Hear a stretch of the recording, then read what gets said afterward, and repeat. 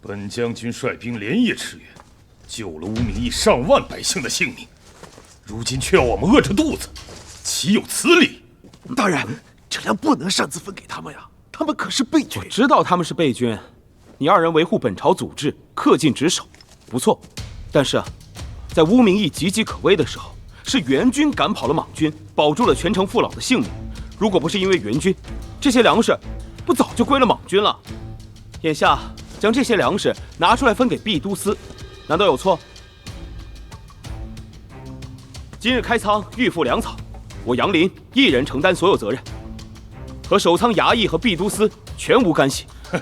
好，我毕春亦向上人头担保，待我军军粮运到，全部归还司库，颗粒不欠。开门。进。